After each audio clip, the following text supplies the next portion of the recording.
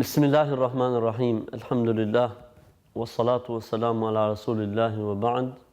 Me emrin e Allahut të gjithëmëshirshëm të mëshiruesit. Falenderojmë Allahun xhalla xhelaluhu, Zotin krijuesin e botrave. Mirësitë dhe bekimet e Allahut qofshin mbi të dashurin e tij dhe të dërguarin e tij Muhammedin alayhi salatu wassalam dhe mbi të gjithë besimtarët dhe besimtarët që ndjekin dhe pasojnë rrugën e tij deri në ditën e gjykimit. Të nderuar vëllezër, të nderuar motra, të nderuar miq. Ju përshëndesim me përshëndetjen e banorëve të xhenetit, me përshëndetjen e Islamit. Assalamu alaikum wa rahmatullahi wa barakatuh. Allahu me mëshirën e tij, mirësitë, bekimet e tij qoftë mbi ju. Qoftë me ju dhe me çdo që ju don zemra dhe shpirti. Po takohemi sërish në emisionin e radhës që ka të bëjë me dëlirësinë, pastrimin e shpirtit. Dëlirësia që nëse arrihet, njeriu padyshim që do të jetë i mirë, korrekt, i mirë në raportet me Zotin krijuesin, i mirë në raportet me njerëzit. Dëlirësia nuk është një fjalë goje që thuhet, ju siç e shihni, po na merr emisione njëra mbas tjetrës dhe shumë kohë. Kjo do të thotë se dëlirësia ka nevojë për mund, ka nevojë për djers. Dëlirësia konsiston në adhurime, të cilat normalisht lënë efektet e tyre në dëlirësimin dhe pastrimin e shpirtit, konsiston në pastrimin e zemrës nga çdo gjë që është e dëmshme për të, dhe këto janë pikërisht temat të cilat ne po trajtojmë, pastrimin e zemrës ose largimin ose shkuljen nga zemra e çdo gjë që e dëmton ose që i shkakton asaj probleme, gjëra që e bëjnë zemrën që mos jetë e pastër, mos jetë e shëndetshme.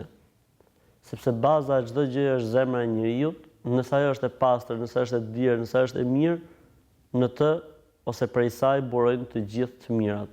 Normalisht zemra e pastër nuk është ajo që shumë njerëz e pretendojnë dhe thonë, e kemi zemrën e pastër, unë kam zemrën e pastër. Kjo nuk është me të thënë, kjo është me të bërë, kjo është me punë, kjo është me vepra. Njeriu do të tregojë me veprat e tij, njeriu do të tregojë me punët e tij se me të vërtetë është i lirë. Njeriu do të tregojë me shpirtin e tij se me të vërtetë është i lirë dhe se nuk mund të jetë lirësia diçka që njeriu e pretendon, por se ka nevojë që njeriu të jap fakte dhe argumente se zemra e fshehur në kraharorin e tij është një zemër e pastër, e kulluar.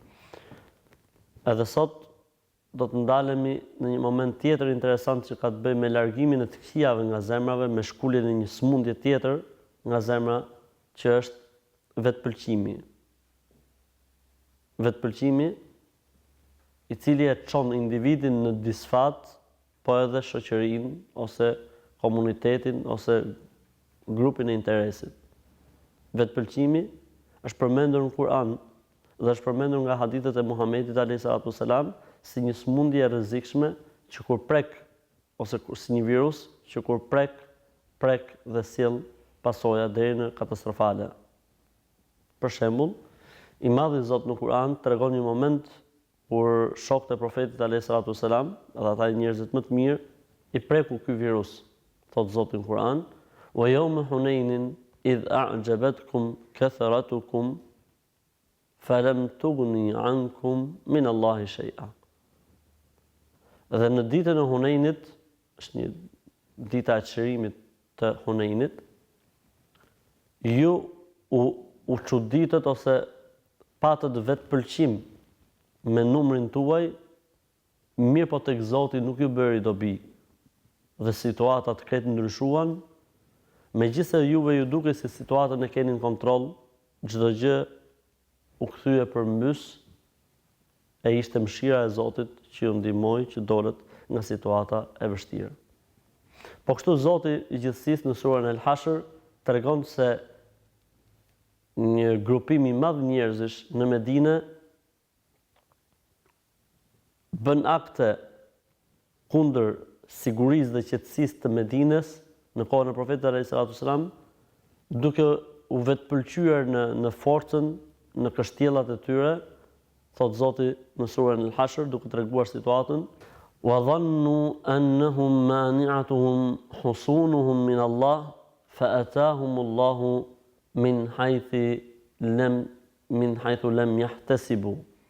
E u vetë pëlqyen me forcën dhe me fuqinë e tyre dhe me kështjellat e tyre dhe menduan se as Zoti s'ka më t'ju bëj, e Zoti ju erdhi nga ato anë që ata edhe nuk i mendonin se mund t'ju vinte ndëshkimi i Zotit nga anë të tilla. Normalisht që është një virus shumë i rrezikshëm për cilin besimtari kujtohet pothuajse çdo javë. Çdo javë muslimani kujtohet se ka të bëjë me një virus ndaj cilit duhet të jetë shumë vigjilent dhe i kujdesshëm. Në surën El-Kahf çdo musliman lexon Qul hal unabbiukum bil akhsarina a'mala alladhina dhalla sa'yuhum fil hayati ad-dunya wa hum yahsabuna annahum yuhsinuna sun'a. Aty tregoj se kush është më i humburi për njerëzve, ata të cilët bëjnë keq e mendojnë se po bëjnë mirë. Pra ka arrit vetëpëlqimi dhe vetëçuditja në atë fazë saqë edhe kur bëjnë keq ju duket sikur bëjnë mirë.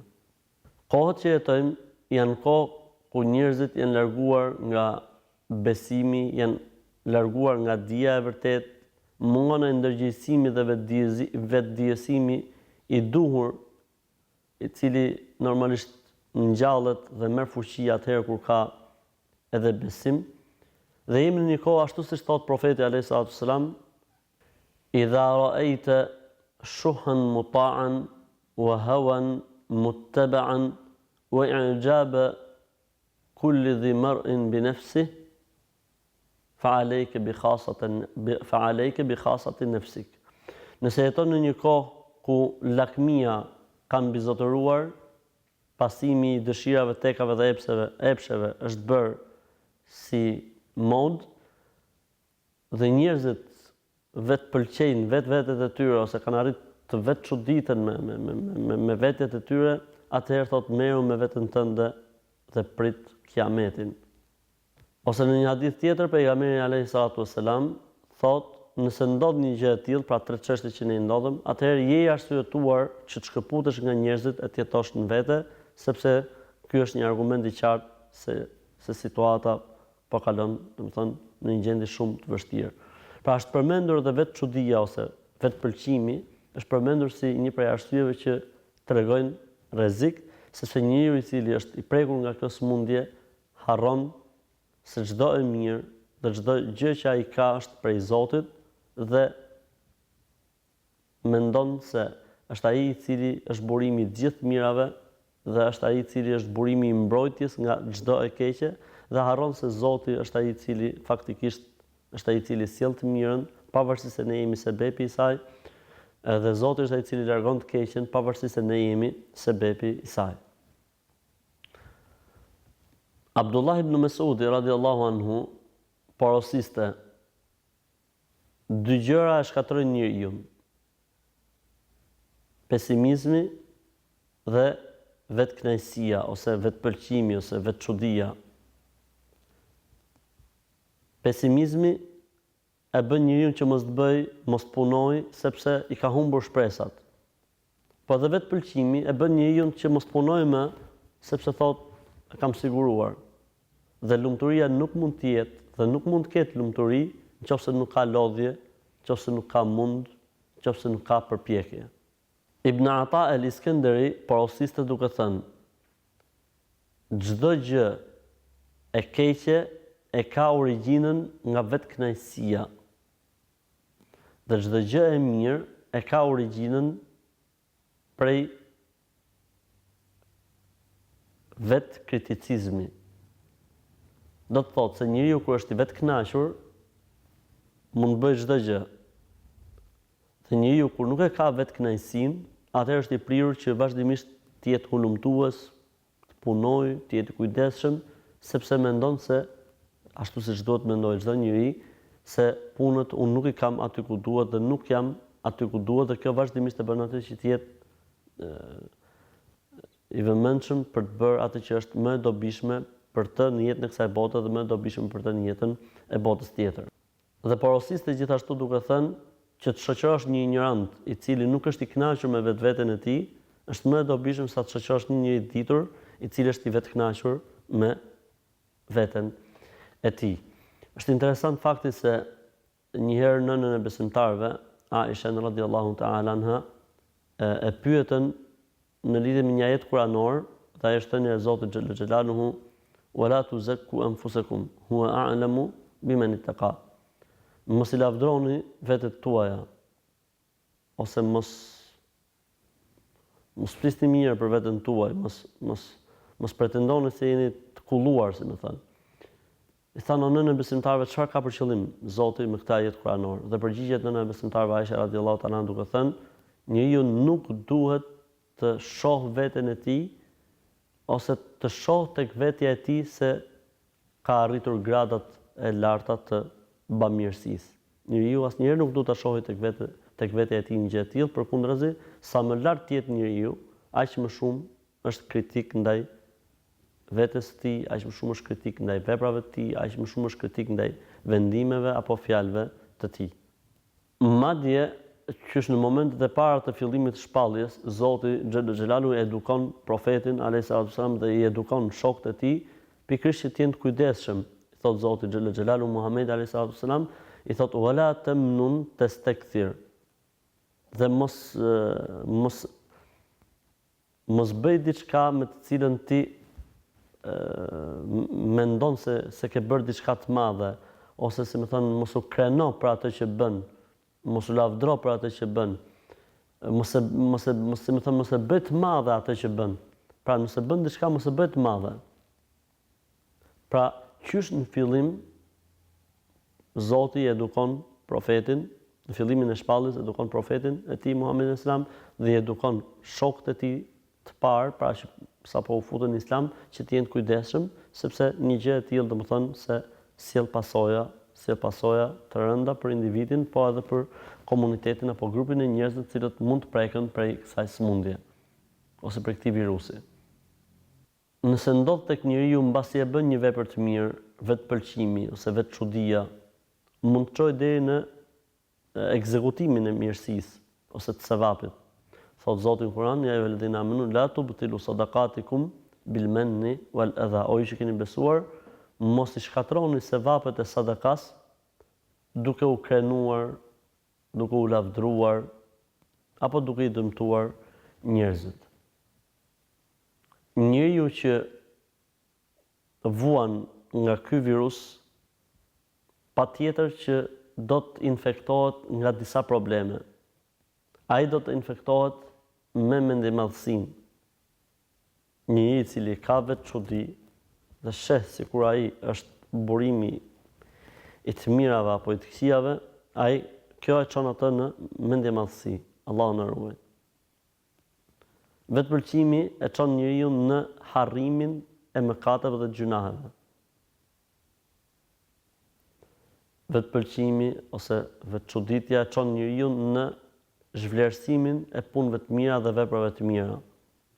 Nuk ju kushton më rëndësi. E bën njeriu që të jetë i hutuar nga tmetat që ai ka, nuk i sheh më. Allahu na ruaj. E bën njeriu që të largohet nga konsulenca me njerëzit, sepse i pëlqen vetja e tij, i pëlqen mendimi i tij dhe i duket sikur ai s'ka nevojë të konsultohet me njerëzit, pavarësisht se Zoti e urdhëron Muhamedit alayhis salam që të konsultohet me shokët e tij. E çon njeriu që mos të pyesi më njerëzit, sepse ai mendon se s'ka më nevojë për që të pyesi njerëzit, sepse ka arrit në një fazë të tillë që s'ka më nevojë për të pyetur njerëzit. E çon njeriu që mos përfitoj nga këshillat kur i jepen, sepse ai e sheh veten e tij në atë fazë shumë lart dhe nuk ka nevojë ose nuk kush është ai që mund ta këshillojë atë, domethënë. E çon njeriu që të shkëputet plotësisht nga punët e mira, sepse ai mendon se e ka fituar davan. Allahu na ruaj. E çon njeriu, domethënë, deri në atë fazë që ai të filloj, domethënë, që edhe të gjykoj për të tjerët, Zoti na ruaj. Pra jo vetëm gjitha këto janë problemet që sjell vetkënaqësia ose vetçudia tek njeriu. Njeriu përballë mirësive të Zotit është njëri prej 3 njerëzve. I pari është ai besimtari i mirë dhe i devotshëm që e sheh këtë mirësi prej Zotit dhe normalisht që friksohet se mos nga momenti në moment kjo mirësi mund të largohet prej tij, sepse nuk ja ka dhënë hakun Zotit për të, apo atë nuk e ka vënë shërbim ashtu siç duhet në kënaqësitë të Zotit. Dhe nuk sheh se ai ka dorë në këtë mirësi, përkundazi është një mirësi e Zotit, unë thjesht kam qenë një sebeb.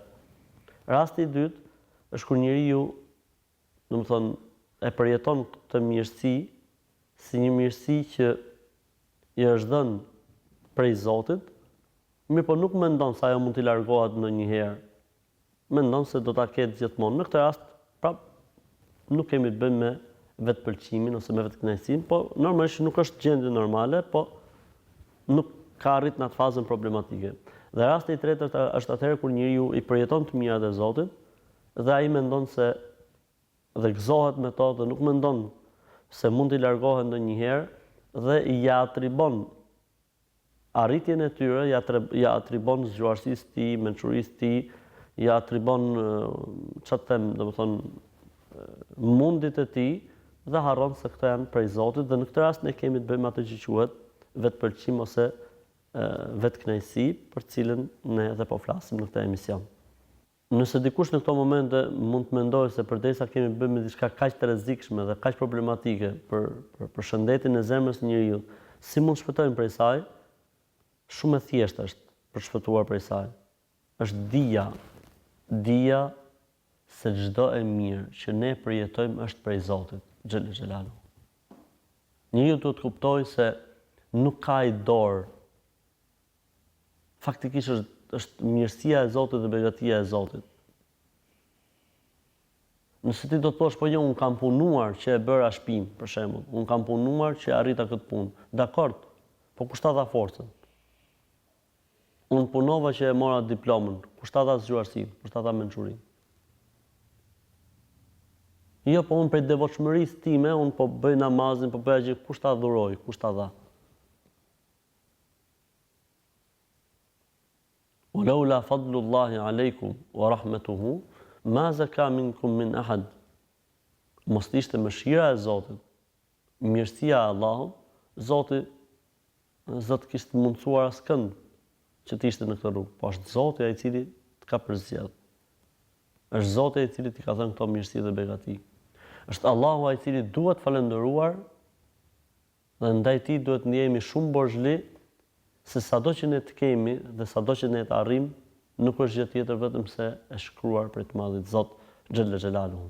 Normalisht që vetpëlqimi prek disa momente në jetën e njeriu dhe për këto momente ne do të ndalemi në pjesën e dytë të emisionit dhe do të ndalemi inshallah taala se si Islami ka dhënë zgjidhjen për gjithë secilin prej këtyre momenteve, lut Zotin e gjithësisë me emrat e tij të bukur dhe atributet e tij të larta që të na ruajë neve dhe të gjithë muslimanët nga vetpëlqimi ose vetçuditja ose vetkënaqësia, sido që t'i vihet emri, ajo në arabisht ka një emër, el ujb, Zoti na mëshiroft.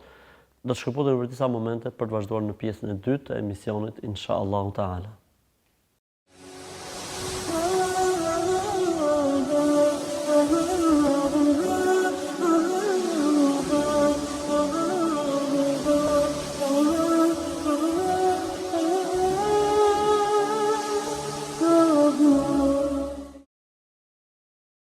Selamu alaikum wa rahmetullahi wa barakatuh. Ja ku kthyem përsëri në pjesën e dytë të emisionit për të parë,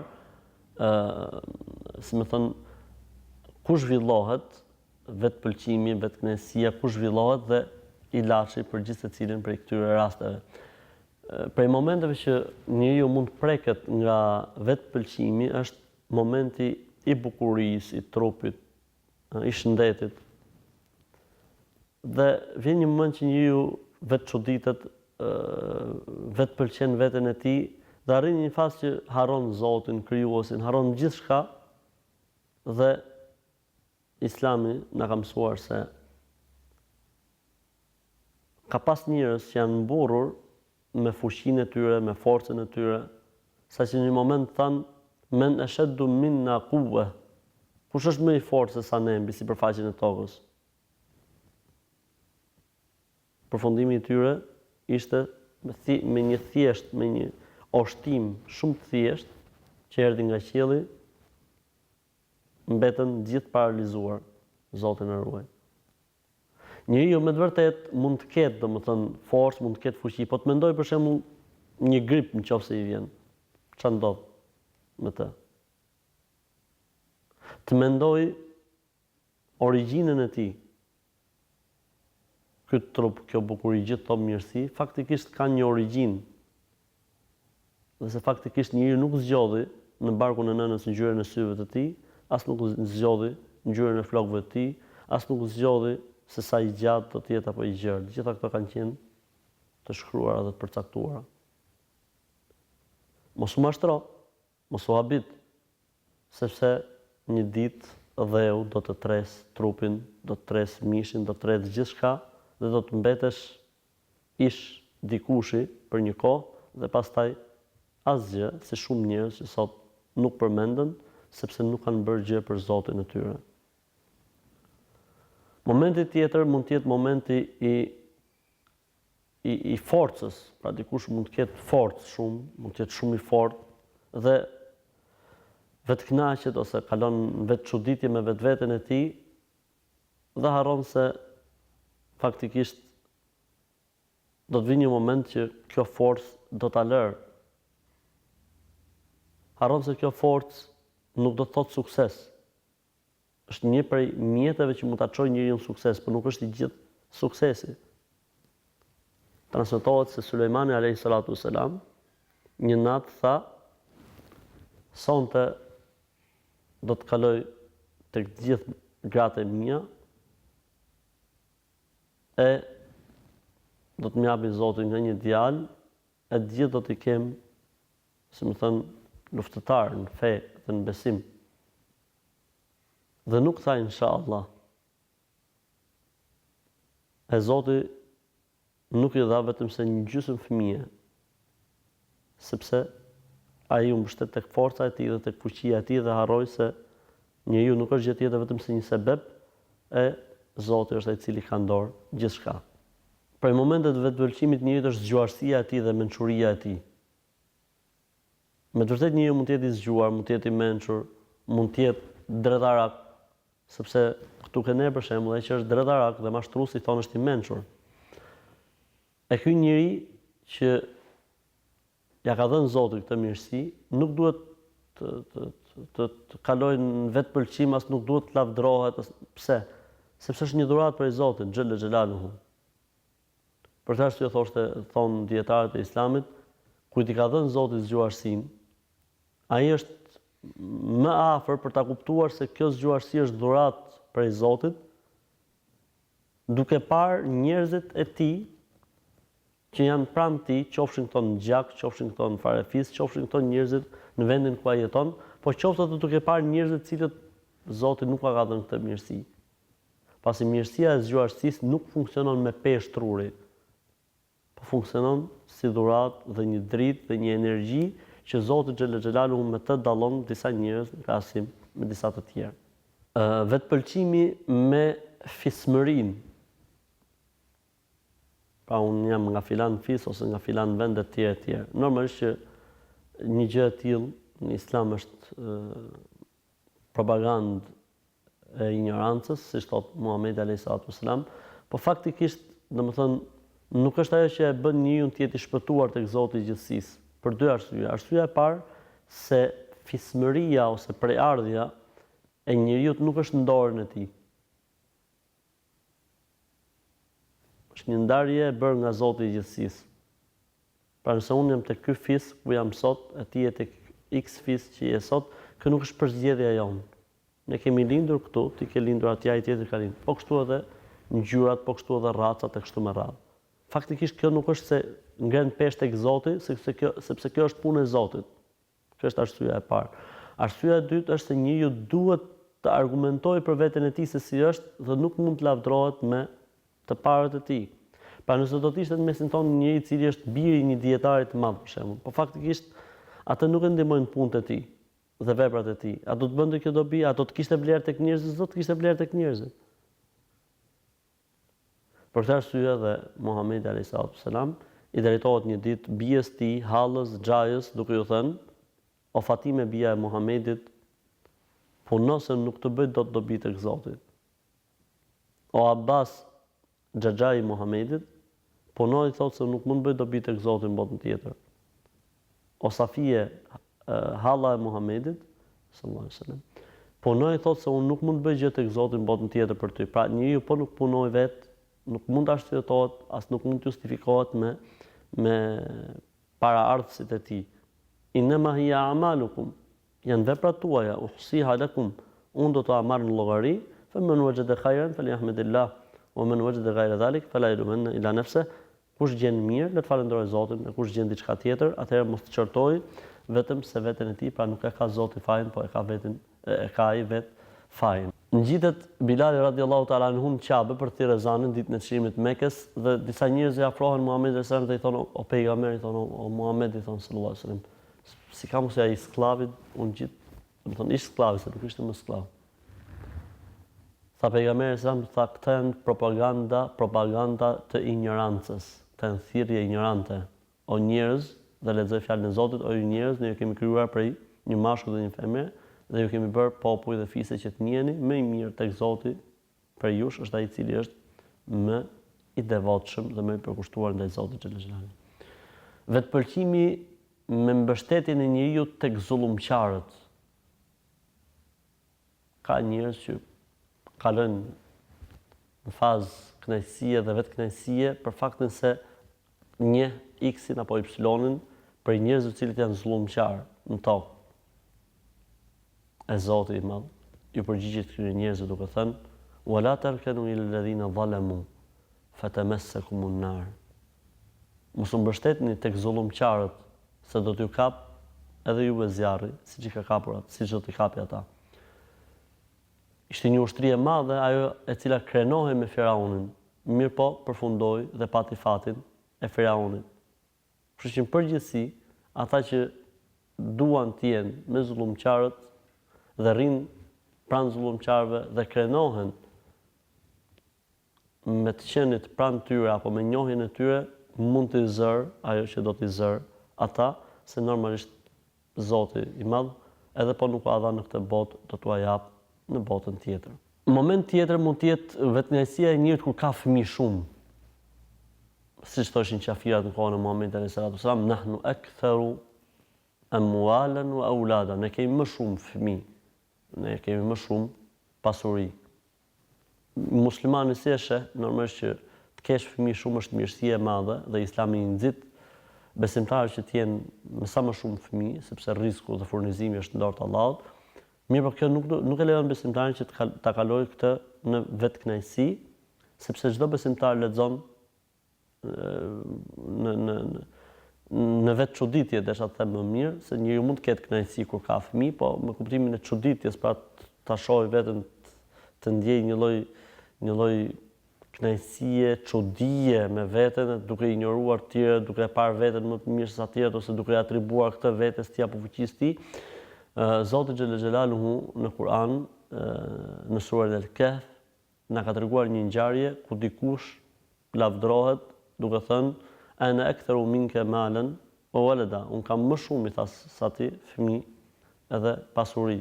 Mirë po, normalisht nuk i bëri kjo dobi përballë urdhrit të Zotit në momentin që ai erdhi.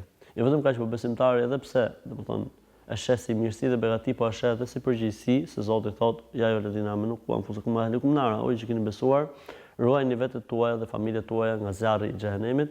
Jo vetëm kaq, por besimtari lexon në Kur'an një moment ku Zoti thotë: "Yawma yafirru al-mar'u min akhihi wa ummihi wa abihi wa sahibatihi wa banihi". Ditën e gjykimit njeriu do të mundohet të largohet dhe të arratiset nga bashkëshortja, nga të afërmit, nga dashrit, nga miqt, madje edhe nga fëmijët e tij, sepse besimtari lexon Kur'an thënë në Zotit: "Yawma la yanfa'u malun wala banun illa man atallaha biqalbin salim", atë ditë kur nuk bën dobi as pasuria as fëmijët, pra në botën tjetër, po do të jetë zemra e pastër dhe shëndosh. Moment tjetër është të lavdërohet me pasurinë e madhe, me të pasurin, me pasjen e pasurisë, domethënë, që normalisht besimtari musliman beson se çdo e mirë, çdo pasuri që është dhënë në këtë botë është një dhuratë prej Zotit, për të cilën ai obligohet që ta falenderojë Allahun, krijuesin e tij, dhe se kjo pasuri faktikisht nuk është argument. Besimtari kështu beson se nuk është argument se të don Zoti apo jo. Inna Allahu yu'ti dunya man habba wa man lam yuhib. Zoti këtë botë ja jep atyre që i don për njerëzve, po ju ja jep edhe atyre që nuk i don. Pra nuk është argument pasuria e kësaj bote. Laysa al-ghina bi kathrati al-'arad, inma al-ghina ghina an-nafs. Nuk është pasuria e vërtetë ajo që njeriu të ketë shumë, por pasuria e vërtetë është pasuria e shpirtit. Kështu që Islami nuk e sheh, domethënë as nuk është ndonjë arsye dhe përkundrazi e sheh një lloj përgjegjësie përpara Zotit, se do të pyetesh për dy pyetje. Pyetja e parë si e ke fituar dhe pyetja e dytë se si e ke harxuar. Një moment tjetër që është edhe një moment shumë i rrezikshëm, domethënë është vetë pëlqimi i njeriu me mendimet e tij. Normalisht njeriu në momente të caktuara dhe ja qëllon dhe domethënë mund të ketë një mendim shumë përsosur, shumë të qelluar për zgjidhjen e problemit, për një situatë të caktuar, por kjo nuk do të thotë se njeriu ka garanci që çdo gjë që buron prej tij të jetë e qelluar. Është normale që në një moment njeriu t'ia qellojë dhe në një moment tjetër të gabojë.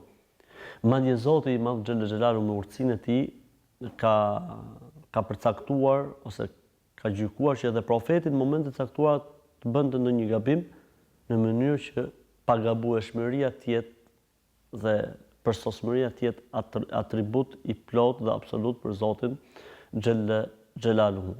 E më e keq është kur kjo pastaj shndrohet në ves, në sindrom dhe njerëzit përçahen, janë absolutisht në një fazë që s'duan pranojnë këshill nga të tjerët, siç thot Zoti kullu hizbin bima ladayhim farihun, çdo grup thotë që ne jemi tek e mira, ne jemi tek e vërteta, nuk është i gatshëm për të ulur, nuk është i gatshëm për të dialoguar e kështu me radhë, ndërkohë që normalisht prej normativave bazë të Islamit dhe etikës islame është debati konstruktiv, komunikimi me njerëzit,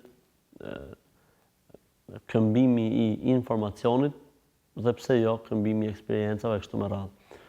Dhe normalisht vetë çudia e njeriu me të menduarin e tij, njeriu ose grupit çon normalisht në pasojë katastrofale, Zoti na ruajt, saqë mund shkojnë deri në atë fazë për cilën Zoti thot në Kur'an, "Afaman zuyyina lahu su'u amalihi fara'ahu hasana." Ndoshta bëjnë edhe keq, po ju duken mirë, të mira, ju duken të qelluara. Allahu na ruaj. Lut Zotin i gjithësisë që të na ruaj neve dhe të gjithë muslimanët nga ky ves, ta shkuli atë prej zemrës tonë, na bëj njerëz të dhënë mbas dijes, mirënjohës ndaj mirësive dhe begative të Zotit, pranues dhe pohues të këtyre mirësive dhe begative të Zotit, dhe se gjithmonë ne, domethënë duhet ta kujtojmë veten tonë me atë lutjen e bukur të mrekullueshme që quhet Seyyidul Istighfar, për cilën profeti alayhis salam ka thënë, kush e thot në mëngjes dhe vdes atë ditë është për banorëve të xhenetit, dhe kush e thot mbas dite dhe vdes atë natë është për banorëve të xhenetit. Dhe pjesë e kësaj lutje është ebu leke bi ni'metika alayya wa ebu leke bi dhanbi. O Zoti im, o Allah, i pranoj të gjitha mirësitë që ti më ke dhënë se janë prej teje. Dhe njëkohësisht pranoj dhe pohoj të gjitha mëkatet e mia se janë prej meje. Prandaj më fal, se nuk ka Zot tjetër që mund të falë gjunat përveç teje. Edhe unë i lutem Zotit duke mbyllur këtë emision, o Zot na i fal gjunat, se ne i pranojmë o Zot gjitha të mirat se i kemi prej teje dhe i pranojmë dhe i pohojmë gjitha mëkatet se janë prej nesh, po mëshira jote o Zot besojmë se është më e madhe se mëkatet tona. Lut Zotin e madh që na falë dhe na mëshirojë gjitha pa përshtim, deri në një emision tjetër ku do të merrem me një smundje tjetër, cilën duhet ta shkulim nga zemrat tona në mënyrë që zemra jonë të pastrohet, në mënyrë që zemra jonë të jetë e gatshme për të mbjellur të kundërtat e këtyre veseve dhe smundjeve. Lut Zotin që të na falë dhe të na mëshirojë. Assalamu alaikum wa rahmatullahi wa barakatuh.